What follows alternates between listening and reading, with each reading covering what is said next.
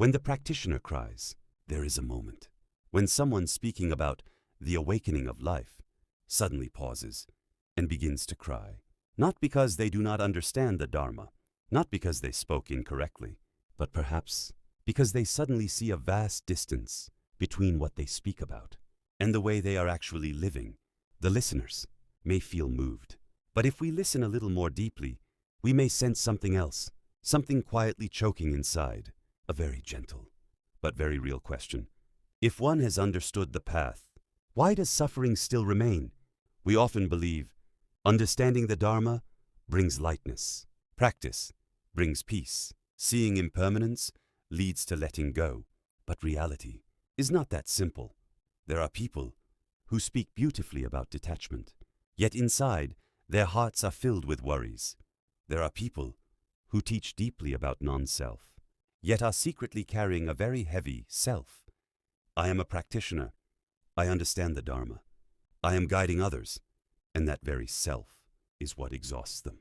Practice was meant to liberate, but at some point, it quietly becomes an invisible burden. We begin to think, I must teach better. I must live more correctly. I must not fail. I must not appear weak. And from wanting to practice, it slowly turns into having to practice. Just one word, must, can transform a gentle path into a path of pressure. There is a great paradox in spiritual life. Ordinary people suffer because they cling to money and status. Practitioners sometimes suffer because they cling to their practice itself. They may no longer be bound by material things, but they become bound by discipline, image, role, responsibility, expectation. They no longer say, I need money. But deep inside, another thought appears. I must be a proper practitioner. And that thought is an extremely subtle chain. When that person breaks down in tears, perhaps it is not weakness. Perhaps it is a moment of finally seeing themselves clearly.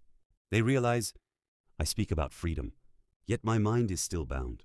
I speak about letting go, yet inside I am still holding on to so much. I speak about inner peace, yet in truth I am not truly at peace. And upon seeing this, the tears fall, not because of despair, but because, for the first time, they are being honest with themselves. There is a very deep truth that not everyone dares to face. Understanding the Dharma does not mean one is free from suffering, because there are two very different levels. One is knowing with the intellect. The other is living with the heart. Knowing is quick. You only need to read, to listen, to think for a while, and you may understand. Everything is impermanent. The self is an illusion. Nothing can truly be held onto, but to live that truth is a very long journey. It is like knowing, I should not be angry. Yet when someone says something hurtful, the mind still erupts.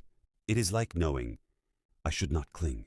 Yet when something precious is lost, the heart still aches. So the distance between understanding and living is precisely where every practitioner struggles. Some people move beyond it. Some remain trapped there for many years. And the most dangerous thing is not realizing that one is trapped at all, but the person who cried may actually be taking a very honest step, because at least they have seen the truth within themselves. And what about us? We may not stand on a Dharma stage. We may not teach anyone, but every day we are still preaching to ourselves. We say, I must become better. I must stay calmer. I must let go. And yet, we still become angry, still worry, still cling, and then we blame ourselves for it.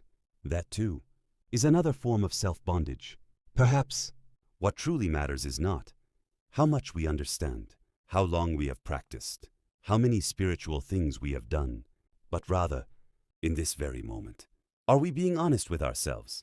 When you are tired, do you dare admit that you are tired? Or do you force yourself to appear strong when you still cannot let go? Do you dare see your own attachment? Or do you pretend you have already released it? Practice is not about becoming a perfect version of yourself. Practice is about clearly seeing what you are, without running away. There is no need to abide in meditation, no need to abide in blissful states, no need to abide in the image of a practitioner.